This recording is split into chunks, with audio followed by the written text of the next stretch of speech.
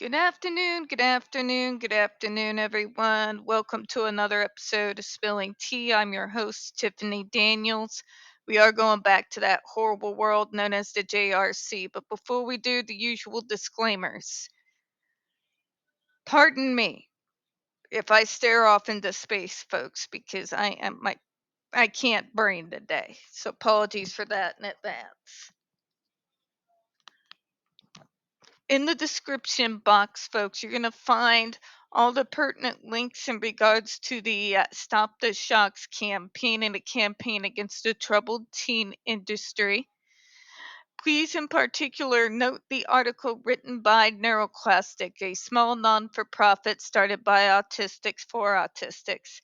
In it, they interviewed over 900 ABA professionals in regards to the JRC's so-called behavior modification program. The Judge Rotenberg Educational Center doesn't want you to read that article so much. They threatened NeuroClastic with a defamation lawsuit if they did not remove it from the website. NeuroClastic has refused. You know the drill, folks. Please read the article. Share it on all your social media. Also included in there is NeuroClastic's public statement regards to the defamation lawsuit threat, as well as a link to their GoFundMe. We are crowdfunding just in case the JRC ever actually sees through with their threat. Trigger warning number 1. When we discuss places like the Judge Rotenberg Educational Center and Agape Boarding School for Boys, you're going to hear vivid descriptions of and catch clips of surveillance footage of people with mental health issues and disabled people being tortured and abused. If you got young children present, please make sure to use the headphones, all right? Trigger warning number 2. This channel is marked not for kids for a reason. We use profanity on occasion and we do speak on dark subjects.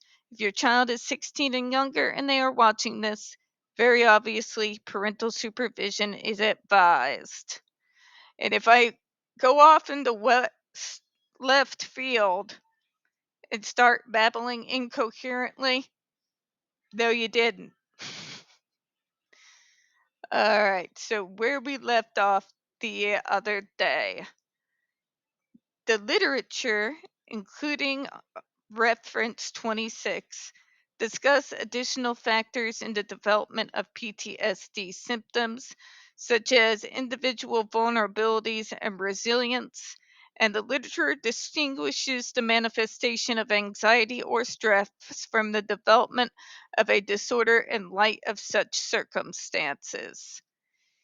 To put this all in layman's terms here, essentially what they are saying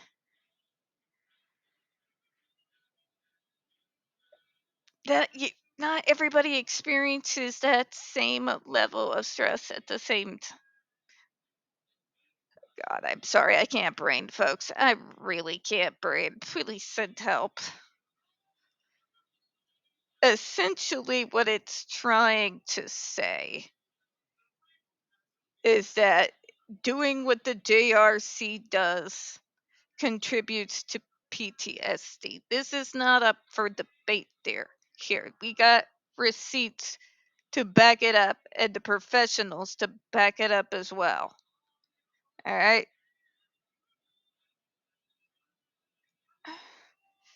But let's continue, shall we? Sorry, again, brain dead.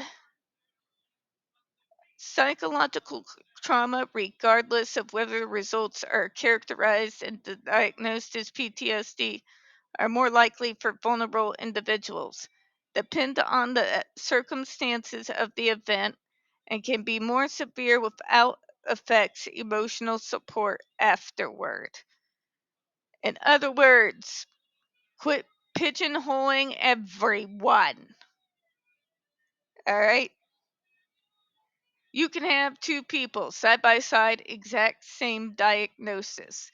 And how that diagnosis affects them is literally night and day between one another. So, you get what I'm saying here, right?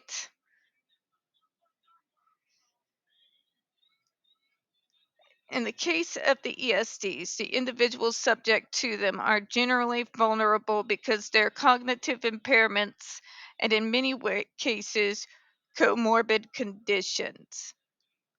Okay, I'm going to clear this up for the ableists in the room here. Okay? Because, God, I'm tired. All right, like, you got no idea. What we're dealing with here in regards to PTSD has absolutely nothing to do with comorbid conditions. Okay. It comes from trauma. All right. Trauma comes from abuse. You see what I'm trying to say here and babbling incoherently about, right? Yeah. You can't just simply treat every disability or mental health the same. A lot of individuals who have that diagnosis may be autistic, they may be otherwise neurodivergent, and especially in adulthood, at the time we've learned to bring our masks out, so to speak, at a moment's notice, you may not see that PTSD. Okay? Just saying. Such vulnerable risk of psychological harms. Such vulnerable individuals are particularly susceptible to the risk of learned helplessness. See, when you're in a no-win situation, that's what we're talking about here, right?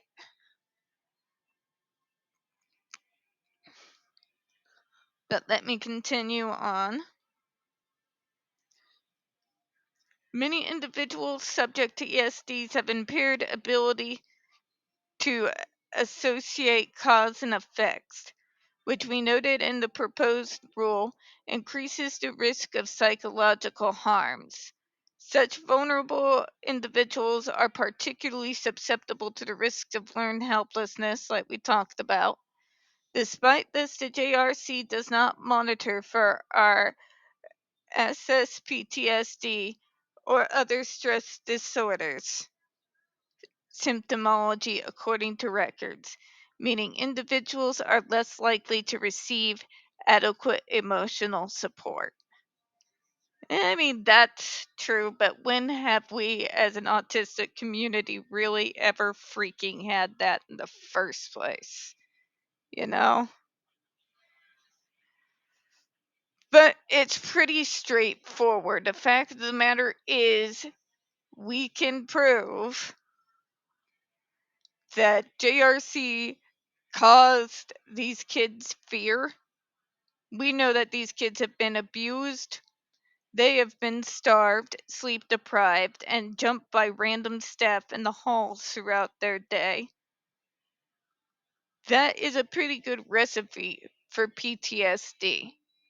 And to try and make the utter idiotic argument that because we do not react to painful stimuli the same way a neurotypical would, by the very fact that our brains are literally wired to work differently. You see where I'm going with this, right? I hope so, because I don't know where I'm going with this. It's pretty much right there, isn't it? There's kind of no way to beat around the bush. This is blunt. This is a brick through the window. And still we're having this conversation. And on that kind of depressing note, we're going to go ahead and close out for today. We won't get very many views on this channel. The few we do get do tend to get removed from time to time. So folks, please don't forget to hit the like button, hit subscribe. Please don't forget to hit the comments. I appreciate your time this afternoon. And as always, folks, we here at Spilling Tea do hope you have a good one. We'll see y'all next time.